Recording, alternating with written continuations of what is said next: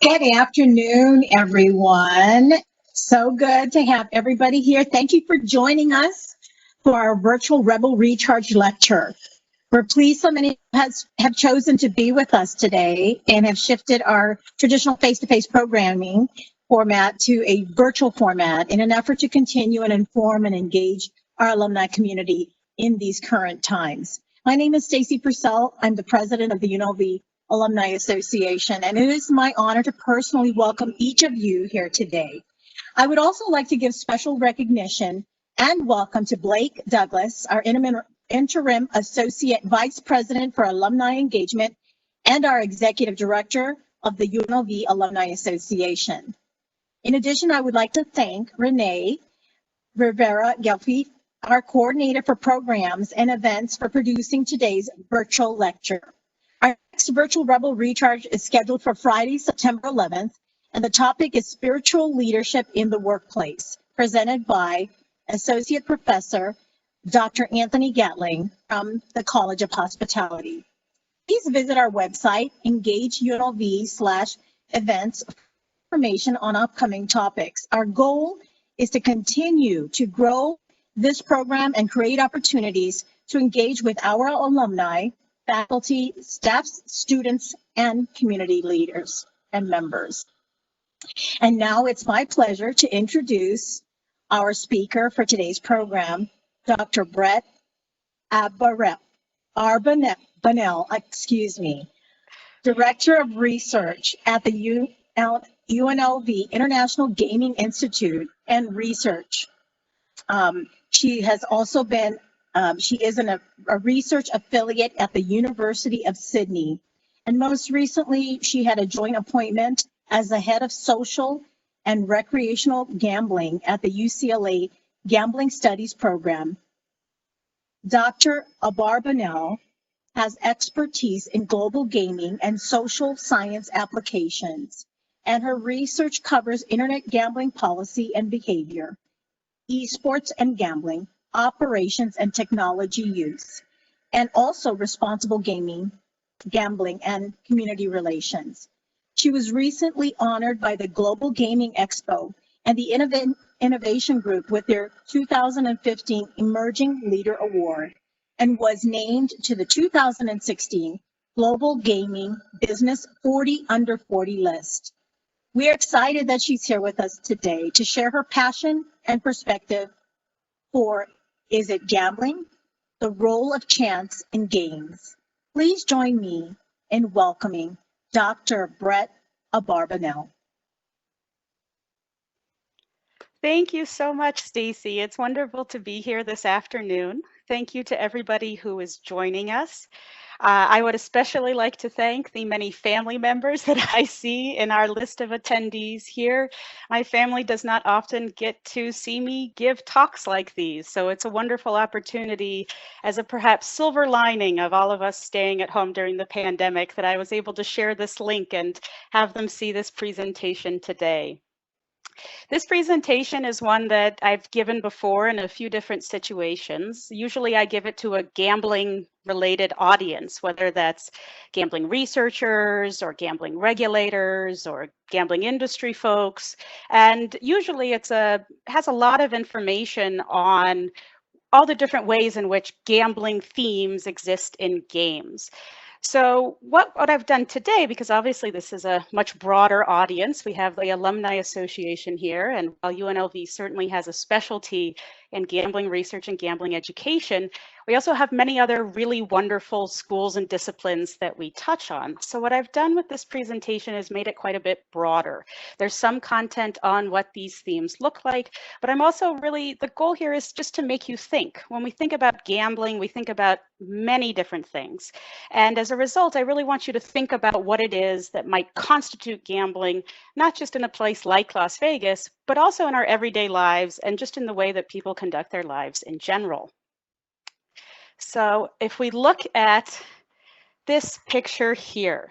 So before I get started on what chance looks like in gambling and chance looks like in games, I figured I'd tell you a little bit about myself. I think it's always important to introduce oneself to the audience, because whenever we give talks or whenever we write papers, or even just when we have one-on-one discussions with anybody, it's always incredibly helpful to know what the background is for a person, because that informs so much of their perspective on the topic.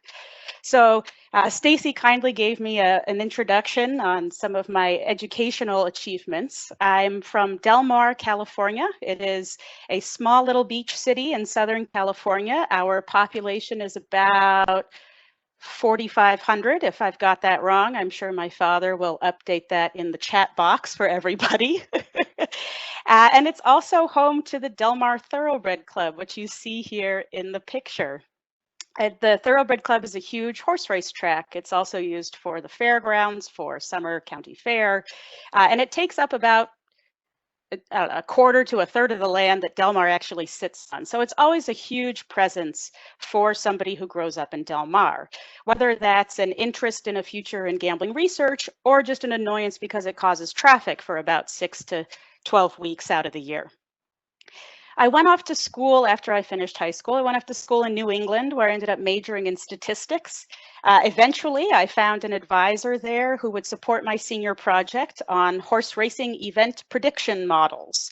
Or in other words, I found somebody who would support my habit of hanging out around the racetrack and attempting to pick winners of the races. But it worked out okay. This could have easily disintegrated into a not very successful career, but luckily it went okay, because now I hail from here.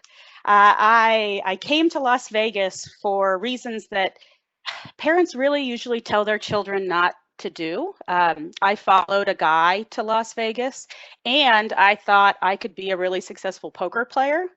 I was an okay poker player. I made my grocery money when I was an undergraduate, but it all worked out. Now about, gosh, let's see here, 2020, 13 years later, I married the guy, so that worked out. That's good now. And I ended up getting both a master's and a PhD from UNLV. And so this is not just where I hail from, but it's also my research laboratory. I don't know if you can see my cursor right now on this screen, but if you can't, my office is about 3 blocks behind that Eiffel Tower. Maybe 4 blocks behind that Eiffel Tower. And that's where I am. I get to study this place and the things that go on here all day, every day. I'm now the director of research at UNLV's International Gaming Institute. As Stacy mentioned, one of my main areas of expertise is in esports and gambling. So this often includes digital games, video games, that sort of thing. And my days usually look like this. This is my office, so not quite like this these days. At home, it's a little bit different, but it typically includes data analysis, preparing presentations, and playing video games when I get tired of the first two. So this is what I get to do. And luckily, those video games help inform my research in many ways. And it's the content that you see here on this screen that really inspires the subject that I've started to delve into and that we'll be discussing today. And that is, of course, gambling and gaming. So let me start with a little disambiguation here. When I use these terms, gambling and gaming, I'm talking about 2 different activities. Because you may have heard, especially if you're based in Las Vegas or if you're connected in some capacity to the gambling world, you've probably used heard the term gaming used in lieu of gambling. But today I'm differentiating these 2. The first term here, gaming, this term refers to one in which outcomes of the game are predominantly determined by skill. So today I'm mainly going to focus on digital games or video games, but it includes any type of game in which you're predominantly looking at skill. So things like chess, for example. I will note, though, that this term is also usually employed by other folks who don't necessarily play games. They perhaps role play games, or, for example, like miniature wargaming enthusiasts who have the little miniatures that they paint and then use in war type games. But gaming, of course, here meant to refer to games in which the outcome is predominantly determined by skill. Gambling, meanwhile, the second term here, I'm referring to those events and games in which the outcomes are determined either predominantly or entirely by chance. So this includes things like betting, casino games, card games, and at the end, there has to be the opportunity to win something of value. So gaming predominantly skill, gambling predominantly or entirely chance, and that's how I'm differentiating these today. And when we think about gambling, I also want you to think about what might fit a good definition there.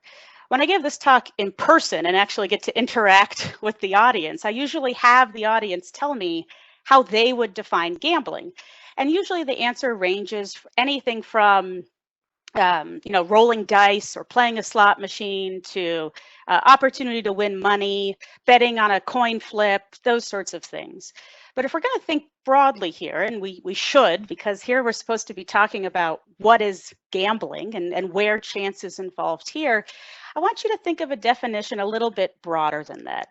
So risking something of value on an outcome that's uncertain. And this is something that it really can vary, because when you think about it, there's a lot of things that we do in our life where we're risking something of value on an outcome that's uncertain. And I don't think anything really emphasizes that fact more than the current pandemic world that we live in, with a virus that's floating around that we don't necessarily know how it could be treated. Leaving your house could be considered a gamble. You're risking something of value, and I hope all of you value your lives or your health, if not your lives, on something that's uncertain. You don't know who you're going to interact with. Sometimes this virus doesn't even show up. You're a symptom-free carrier. So you never quite know, and that could be considered a gamble. The most famous and popular answer to, well, what's gambling if we call it risking something of value on an outcome that's uncertain, is an answer that I usually get, and if no one volunteers it, then I'll just throw it out there, and that is, of course, marriage is considered the biggest risking something of value on an outcome that is uncertain. But we won't go down that rabbit hole today. Today we'll particularly focus on these two subjects, gambling and gaming, really focusing on digital gaming and how they intertwine. So for example, social casino games, the type of games you might see appearing on Facebook or through a social media platform, esports, which are competitive electronic video games, virtual reality and in-game payments. There's a lot of familiar digital activities, especially those that have really started booming since we've been spending so much time at home these days. They use elements of both gaming and gambling. In the most prolific current example, those of you who follow gambling and or gaming may have seen loot boxes as a major point of discussion. It hits the news almost daily in both legislative and international regulatory debates. Most recently this week, even, the European Union issued a report on loot boxes and how they view loot boxes to be classified, because this is something that exists in video games but includes chance elements with a prize at the end, as we'll discuss in a little bit here. And so there's a question as to where that might fall on one side or the other, or if there is even a side on which it can fall. So even prior to the pandemic, a lot of these industries have been growing. So video games and esports industries were already having an exponential growth since, well, several years now, but since about mid-March, when folks really had to start staying home, they've grown significantly faster and more exponential even since. So prior to the pandemic, video game live streaming, so streaming yourself playing video games and interacting as you do so, had already become a somewhat viable career choice for some people. For others, it's a bit more difficult. It's not for everybody. I don't necessarily encourage that as an immediate career choice. Skill-based gambling machines appear on casino floors. Crypto gambling has developed out of this big intersection between online games and cryptocurrency, as well as other blockchain platforms. So all of these different examples are ways in which we might see games and game themes appear in gambling and vice versa. Maybe we'll see gambling themes appear in gaming.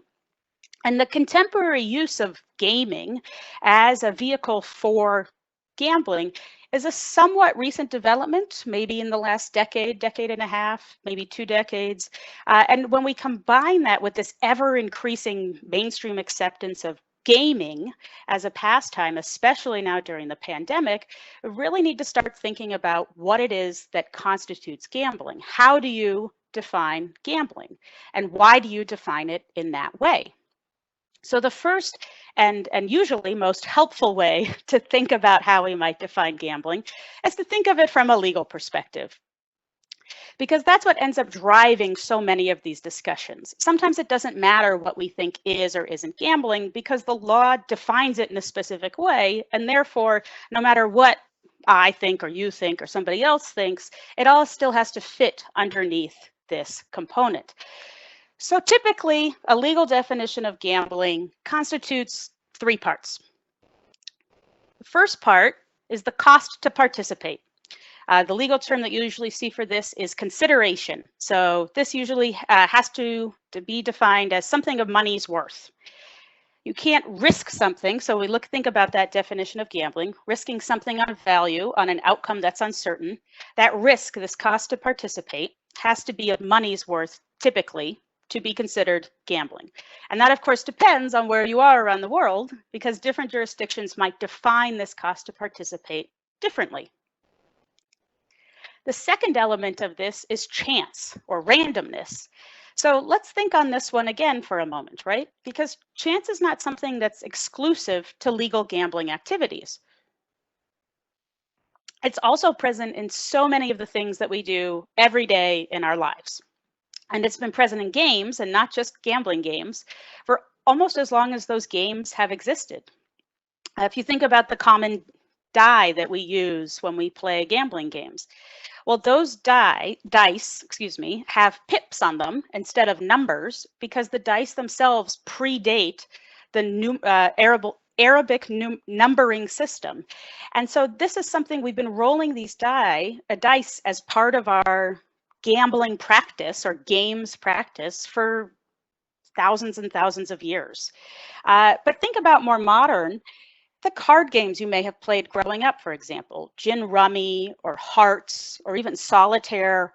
All of these games, when you think about the card game, that deck of cards, then when you shuffle it and the next card that comes up, there's a chance involved in that, even if you're not risking something of value and you don't have something on the other end to win. Even my most favorite famous children's game, Candyland, has chance involved. There's a stack of cards that tell you which color to move your candy piece to on that board. You don't know which color will come up at the top of that card stack to move forward and perhaps win. So there's chance involved in many, many, many different types of games, and it's important to remember that.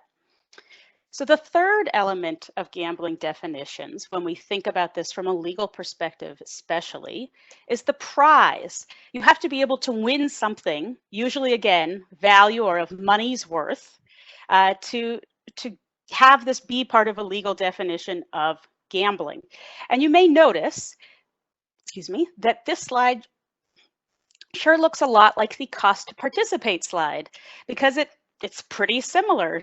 Typically, again, we're talking about things that are money as a prize or something of money's worth. And this could be almost anything. So for example, here are some things that I think are really great money's worth. And now I'm especially excited to have my family members on this call because once Hanukkah or my birthday rolls around, you could maybe just take like a screen grab of this screen and remember that for a few months from now. That would be fabulous. Thank you very much. But it's important to recognize that it's not just money. It's also items that could be considered money. The prize element also has to fall within other laws as well. So for example, if a prize includes alcohol, then you can't award alcohol as a prize to entrants who are under the age of 18, 21, wherever jurisdiction you are. And this is particularly important when it comes to defining gambling from a legal perspective, is that it fits existing law and then you have that money's worth. Because the difference then becomes when we think about prize or consideration as a social thing. And this is typically the fun part of the discussion because socializing is meant to be fun. And we don't really get to do that these days. I don't usually just talk to a screen. I usually get to actually interact with the audience. So how then do we find gambling from a social perspective? If we're gambling, again, I'm going to repeat this definition here. If we're risking something of value on an outcome that's uncertain, what is that value? Does it have to be money? Could it be time? If you're giving up your time for something, is that of value to you? Is energy of value to you? Is social rank of value to you? For example, if we have a game or a games tournament or something like that, and I put a leaderboard on the game. So even if it's something like, say, solitaire, or again, well, perhaps we could just use the chess example. There's a leaderboard for those who win at the game of chess. And if you win more, you get to move up the leaderboard. Is that a social prize to be at the top of that leaderboard? Are bragging rights of value? If you're able to go to somebody else and say, "Ooh, yeah, I'm number one and you aren't," does that give you a sense of value in yourself? Because it certainly does for some people. That is very much an item of value. So at some point, obviously, from a legal perspective, there's a line that has to be drawn there. But when we think about it from a social perspective, we can think about all sorts of different things as either gambling or pieces of that gambling definition that could fit in and let us apply this term to all sorts of different things in our life. So when we think about what constitutes gambling and gaming and gaming and gambling, let's go back to this intersection idea here. And this concept that gaming can now be a vehicle for a gambling-like presence. Is any sort of randomization going to be considered chance? Is that these value and consideration items, are these going to be by social or by legal standards? So the question then is, where do we draw the line as to what's gambling and what's gaming? Who is in charge of drawing that line to decide? Because if I may call on the Talmud for a little philosophical levity here, we don't see things as they are. We see them as we are. And so that is the way that we see things, who we are, influences that lens through which we view the world. And that seems kind of like an obvious statement, right? But it can show up in pretty interesting ways, especially when we look at how these two terms might be intersecting. So here's a recent example, and I want you to think about what we've discussed so far when I put this image up on the screen. So this is a toy from a McDonald's Happy Meal from two years ago. Boy, time sure is blending together these days. And I'm going to zoom in a little bit on the box that Mario is punching, so you can look at that. When you push down on the top of this box, that little wheel inside will spin around. And of course, this is a presentation to the UNLV Alumni Network, so I'll assume that many of you have at least peripherally been around gambling, even if it was just your time at UNLV in the city of Las Vegas. So when you see this toy and this close-up of the box, do you think of this? Or if you're not in the gambling world, or perhaps you're a child of my era, or perhaps a little bit more recently or slightly older, do you think of this? The matching game from Super Mario Brothers 3. Or maybe, not even that, maybe you just think of this, which is what the toy itself is modeled on. Is this gambling? And it's almost sometimes it's like a gambler's fallacy, right? We see patterns and we recognize things that are and sometimes are not there. So let's keep that frame of reference in mind as we start to look at how chance, this core piece of how we define gambling, shows up in, again, my examples today will be from video gaming, because sometimes that gambling presence is obvious. Sometimes it isn't. Sometimes it starts to skirt the line of what's legal and what's not. And other times it's totally legal, but it's absolutely looks like gambling. It's definitely displaying gambling imagery. And sometimes that's to an underage audience, which of course is not the ideal and typically not legal. And at other times it's totally on the up and up to have this sort of chance in games, and it's good, plain, random fun. So we're going to look at two different parts of this intersection today. The first is going to be looking at gameplay and some of the peripheral activities that might be associated with playing these games. And then the second major area that we're going to look at is spectating. Remember, I mentioned that even before the pandemic, streaming one's video gameplay online was a totally legit career choice, and many people do it and make a living doing it. But there are a lot of the ways in which people do this incorporate different elements of gambling, and it does show up in the ways that spectators might interact with it. So let's start with this gameplay and peripheral activity. Now, I'm going to start with something simple. This will be an advertisement. It sometimes takes a second to load. This is an advertisement for Riot Games' Teamfight Tactics, which they, when they released their Galaxy set earlier this year. I do want to say before I press play, I believe the volume on this is a little bit louder than my voice. So I highly recommend turning your volume down temporarily while this plays. So keep in mind that this ad is aimed at Korean gamers. It is also apparently aimed at 35-year-old university professors' YouTube targeted ad spots, because that's how I found it. So this ad is for a video game that you typically play on your computer. And what you'll see in this ad is their release for a mobile client, which means you can play it not just on your computer, but also on your smartphone. And you'll see all sorts of the normal aspects of the video game play here: strategy, cool colors and pictures, fun avatars, social interaction with the folks that you're playing and competing against. And there's also some chance in the game. You can roll with random number generator to shop for champions for your team that are competing in this game. So let's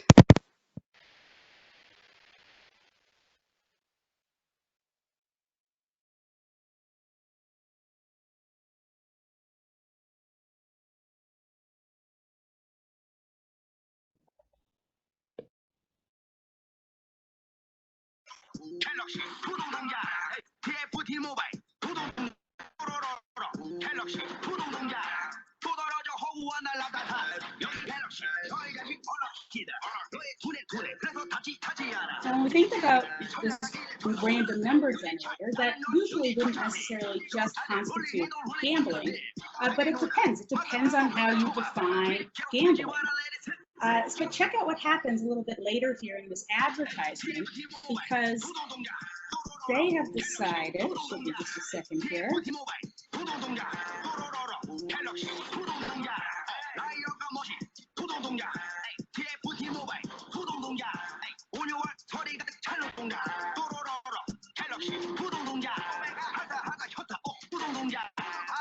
as you can see here, the random number generator is equated by the video games company with gambling. They're showing the slot machine to demonstrate. And 1 second, let me just get the sound back on just me.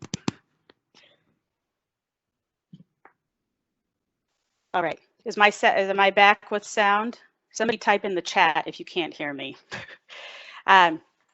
But you can see that they then equate that. That's something that the game developer themselves has pulled together as an image of gambling, even though they themselves are not a gambling company. So let's move on to the next. And they also, you may have noticed in the advertisement, it's one of the few things in English in the advertisement, unlucky was displayed across the screen. So they're emphasizing that element of luck or chance that is present in the game, because there is skill there, but there is also chance as well. This example that I've put on the screen here is a little bit more of a mix, a more obvious mix perhaps, of that. Oh, I see the question here. Possible to post the link to the video? Yes, I will get, there'll be a recording, and then I will also, when the PowerPoint is done, I'll post a link in the chat or the Q&A. There's this mix of much more of a mix of gambling and gaming with what you see here, because this is specifically a gambling product that I have up on the screen here. So this is gambling while you play. You're actually betting on your own performance with what's called U mode. This is a product offered by Unikrn, UNIKRN.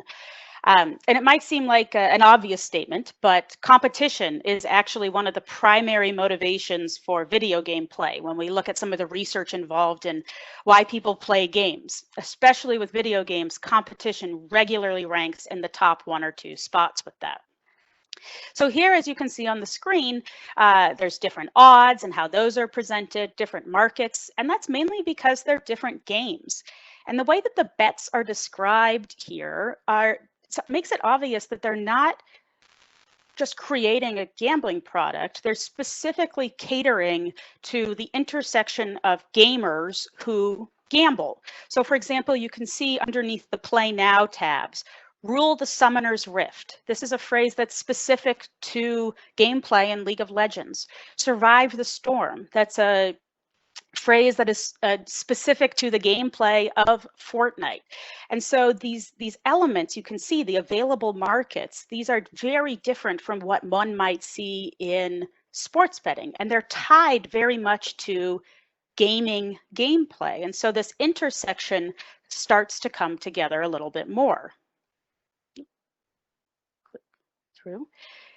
Here's a little bit more complex example that we have here. This is skins gambling. For those of you who aren't familiar, and I'm going to be very brief on this because skins gambling actually could do not just one presentation, but probably an entire week's worth of presentations. But for those of you who are unfamiliar with skins, they're items that can be acquired, digital items that can be acquired via video games and their platforms or events. Skins are usually aesthetic items, so maybe something like a piece of armor that you can put on your avatar or in-game character, maybe a new hair color, something like that. Some games allow players to trade these items inside the game. Sometimes they allow them to trade them outside the game, maybe from account to account.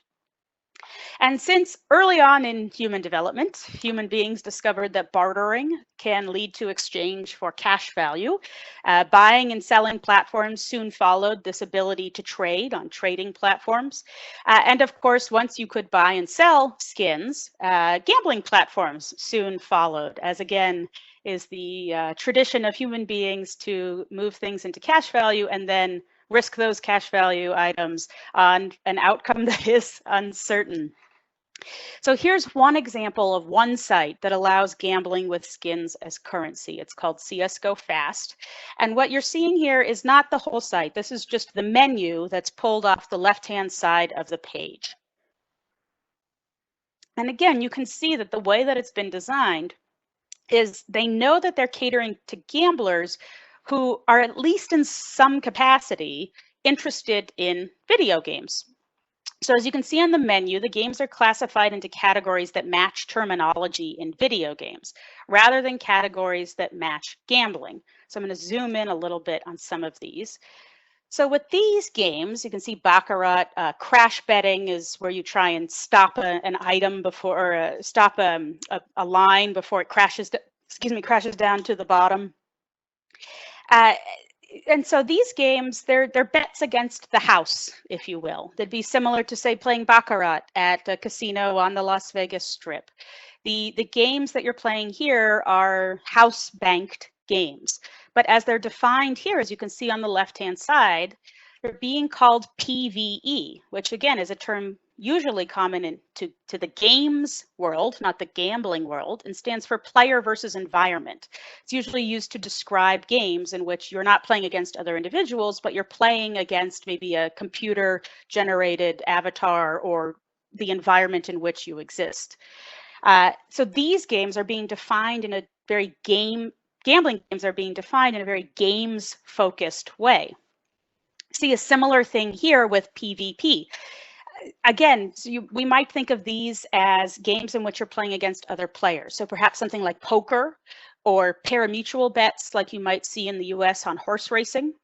Whereas here, they're defined as PvP, or player versus player. They're using that games term to help the gamblers define the way in which they're betting, rather than a more gambling focused term to define the way in which they're betting. And so we're starting to see again that intersection of these terms and what is gambling and what elements are being pulled in from other parts of games. So let's move on then to the second major component of the intersection between these two concepts, to spectating. And this gets a little bit more complex and perhaps a little bit less legal gambling type definition, because when you're watching games, typically it's a little different, right? You're not necessarily playing the game yourself. And this element does then separate you from some of that chance, typically. So when I talk about spectating video games, let's take a look at what some of these streaming platforms look like. I mentioned that people are streaming regularly with this video game play. So here's an example. The example I'm using is from Twitch. It is a huge video game streaming platform. It is Amazon owns it now. If you have an Amazon Prime account, you can link it to a Twitch Prime account. It's integrated very much in that way. So I've picked Twitch because it's quite large, especially in the United States, but I just have easily could have picked YouTube, Douyu, Huya, which are huge, especially in China, Facebook gaming even. There are all lots of different streaming platforms for watching others play and streaming your own gameplay with video games. But of course, we only have an hour total, so I'm not going to show all of those. So here's a screenshot of what a spectator might see when they watch someone playing video games. This streamer is down here at the bottom in the left. You can see Grand Vice 8. That is the streamer's screen name that he uses. You can see in the bottom right-hand corner of the video game, he's using a camera to show himself as he plays. The game that he is streaming is Teamfight Tactics. That's the game from the advertisement that I showed you earlier. And in that menu along the bottom of the screenshot of that game, you can see there's the champions, and there is the ability in that where it says refresh. That's the roll. That's the random function where you can roll and risk 2 gold. He has 50 gold. To roll and see new champions to perhaps get something that you might want for your team in this gameplay. And you can see also underneath his image, the terms, you see 2 buttons for follow and subscribe. And I'm going to focus here on subscriptions. So people can subscribe to different streams, and there's a tier to this. Usually you pay for this privilege. Or if you have Twitch Prime, there you get to follow or subscribe to one person for free each month. And these tiered subscriptions, a basic subscription, that's a lot of B's, means you support the streamer. Usually you get to view the stream without ads. So it's sort of like paying for ad-free streaming on Hulu. You can participate in the chat. Sometimes you can restrict to a follower only or subscriber only chat. Maybe you can tier up and pay a little more for your subscription, and you get special custom emotes that you can type into that chat box as you interact with other subscribers or followers. And you usually have an opportunity to have more interaction with the streamer too when you subscribe. Maybe when you subscribe, they'll have an extension that shows your name on their screen.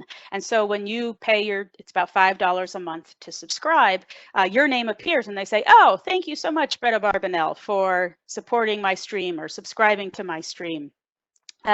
Sometimes they'll answer questions that people post in chat if it comes from subscribers, but they might not answer them from non-subscribers.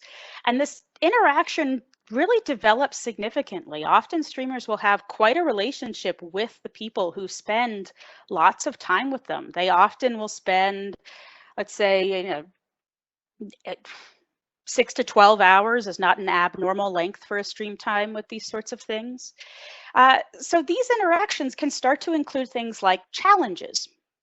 Maybe you collect people together, as you can see on the left-hand side of the image of the game. There are 8 circles. These are the 8 players playing in this Teamfight Tactics lobby. So maybe you want to set up a challenge for subscribers, and you pick 7 other subscribers to have, win the opportunity to join you in playing a game together. And here we start to see some of the legal definitions of gambling show up in how chance and gambling might exist in this Twitch type of thing. If you have to pay to subscribe, and only subscribers are allowed to join this challenge, and maybe there's a prize at the end. Maybe you give away a free subscription for a month, or maybe there is just a monetary prize, or maybe it's just, again, like a leaderboard, right? At what point does that potentially become gambling? And so is there a cost to participate if only subscribers are allowed to participate?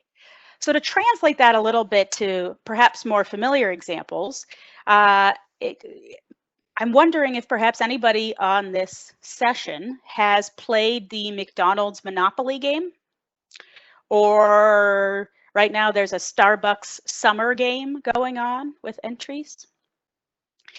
Now, you may have noticed that there's a disclaimer on these that you don't need to make a purchase to gain an entry. And that's because otherwise it would be classified as gambling, because you have to pay to enter, there's chance involved, and there's a prize at the end. So if you have a subscriber only competition, it might not be permitted, it might be considered gambling. And that's something that streamers now are having to figure out in a way that they didn't realize that gambling might show up in what they do. Another interesting thing about Twitch is that one of their categories, and their categories typically are different games. So you'll see that Teamfight Tactics game, you might see Fortnite, League of Legends, all of these are channels on Twitch. They also have casino slots as one of their categories. And I always think this is particularly interesting because people will stream their slot play online, and they'll sort of try and build up some of that excitement when there's potential wins. There are folks interacting in that chat box still. And the reason that I've picked this specific example is because I think it's really interesting that this streamer, who is based in the UK, and for those of you who like a good laugh, I think this guy's screen name is a bit ridiculously funny. It's Classy Beef. But you'll notice in the upper right-hand section of that image that he has included the Gamble Responsibly information piece on Gamble Aware, which is a major gambling awareness and responsible gambling charity in the UK, into his stream here, which is really actually pretty impressive because this is typically something that advertising standards haven't actually quite reached this point yet. Many of them are not set up and they're still being developed for these sorts of streaming performances and broadcasts. And so for this person to be including the responsible gambling, gamble aware information on their stream is actually pretty impressive, and that it does have that link there, does have quite a lot of resources for those who are interested in learning more about responsible gambling or seeking help, or may have family or friends and they want to learn more about how to reach out to them. When we look at some of these interactions on the side, though, you'll notice that you do have people interacting with the streamers in the chat. And they do have this, some of them, interaction on what they believe about big wins, what sort of outcomes they think are interesting. And what's particularly interesting about how some of these come together is that you might start to see gambling-like mechanisms in the chat box. So this example that I've included here is with a streamer named QZ who is streaming Apex Legends. It's another video game. So this shows you how the streamer can use some of these extensions and tools. I mentioned the one, for example, that might show my name on screen when I subscribe, but they can use these tools to keep people engaged with their stream. Remember, it's a human on the other side of the computer, and they can't always be on all the time, right? So I mentioned, maybe they're doing 6 to 12-hour streams, which is, again, a totally normal range. And at some point, they're going to need to get up for a break. Maybe it's a pee break, maybe they need food, something. So how do they keep people tuned in to their station, if you will, their broadcast, when they need to do that, or even just downtime between games, like when a new game is loading before they've entered into the fray? There are numerous add-ons and extensions that streamers can use to keep their audience engaged, and some of them include gambling-like commands. So for example, here is a somewhat obvious one, and I'll just zoom in here. As you can see, we've created the very valuable UNLV IGI Twitch account to be able to test these things out. But this command here, this is part of an extension that QZ has put into their stream. And I can play. I can type in the command !slot. 2529 is the amount that I've bet on my slot game. It is points. Those points have, well, depends on who you ask. They don't really have value. I didn't buy them. They simply existed when we logged into this person's stream. But as you can see from the outcome, the little mechanism looks like a slot reel outcome. And we won. As you can see, we bet 29 points, no major value, but we won over 50,000 points. And isn't that exciting? Wow.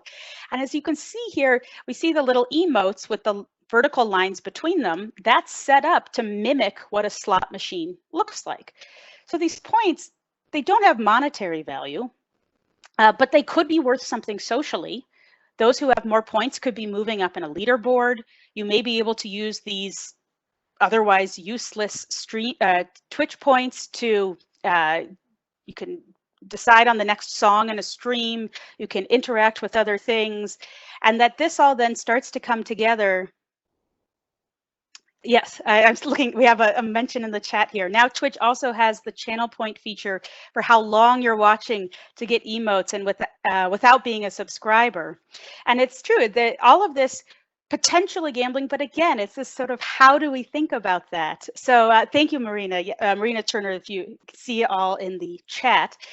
So these are things that they've built up so that you can, when you watch, if you watch for a set amount of time, you might be able to get something from that. So for example, when games put out new releases, they might do a promotion with Twitch where if you watch certain streamers for 2 to 4 hours, sometimes more extensive than that, you might get something in the video game that you play from that might otherwise, for example, need to be a paid item, or you just couldn't get it if you don't watch the stream at all.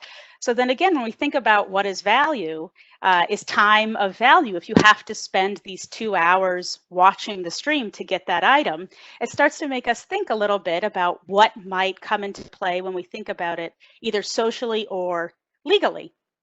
So this is really the perfect segue. Thank you, Marina. You really segued me nicely into the end here. So why does this even matter? I mean, why are you sitting here today and listening to me talk about all of this? So I like to think about it in this way. There's a big discussion in the design world, everything in form versus function type of discussions, art versus design, and it all ends up kind of rolling down into what designers think people do versus what they actually do. And I think nothing really epitomizes that better than this picture. Because why would somebody make this long right angle walk through the park when there's a much more direct line directly across the park? And I think that what's starting to happen here as digital gaming and gambling converge more and more is that game developers, toy designers, spectatorship engagement tool creators, they're all putting these things together, and they may not even realize the potential legal and social ramifications of adding something like a simple random number generator to their games. And when game developers allowed skins to be traded between players, they weren't necessarily planning on creating this burgeoning skins betting industry, but it did happen.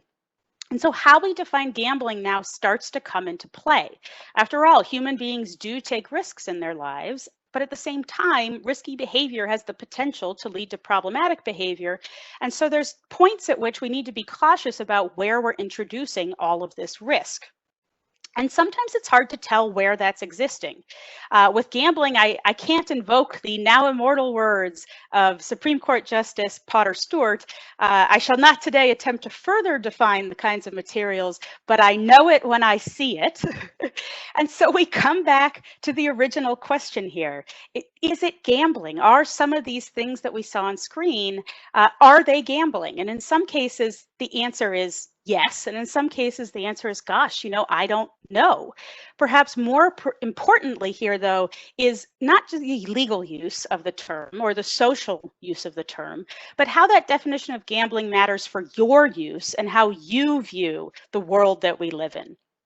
So with that, I do want to say thank you so much for tuning in today. There are a few moments left for questions and answers. Please feel free to email me questions. Here's my email address on the screen here. If you don't feel comfortable typing them here and want to ask them separately, if you're going to email me and tell me I got something wrong, that's also totally cool. I like to make sure that I'm using the most up-to-date and interesting information in my slides, so it helps me when you tell me if something needs to be updated. But with that, thank you so much, and I will turn it back over to Stacy.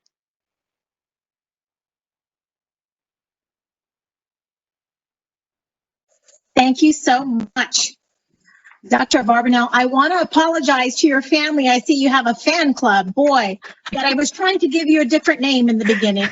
I'm usually much better than that. What a fascinating talk that you gave just now, because I come from 30 years at Seizures Entertainment. This is what we do every day, different sections of it, but it's an art form and so interesting and riveting because there's so many different ways and things involved, you know, legally and all of that, the design part of it, the different roles of the gaming. And for you to differentiate between the two, that was also very thought-provoking for me. So that is true. You're right. It's very separate, but it's used interchangeably by many people, even professionals at Caesar sometimes, I think. So thank you so much. I'm going to just allow some of the attendees to ask questions.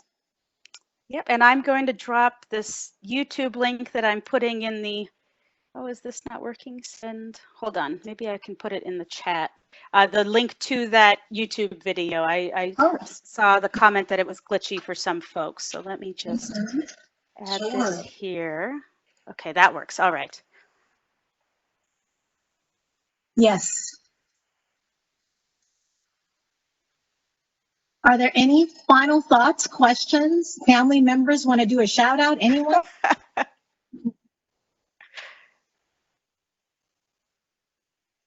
If not, I'm going to turn it back to Renee, our host, and Blake. Renee, thank you so much for everything that you went through today. Very thought-provoking, and I'm going to look into more of that. So thank you for your information, Dr. Abarbanel. It's my pleasure. Thank you for having me. Thank you again for joining us, and thank you everyone for joining us on this Friday. I will be sending out the link to this video within the next 24 hours once it's uploaded. And if you have any questions, feel free to email myself or Brett, and we can answer any questions you may have following this presentation. Thank you and have a great weekend. Thank you as well.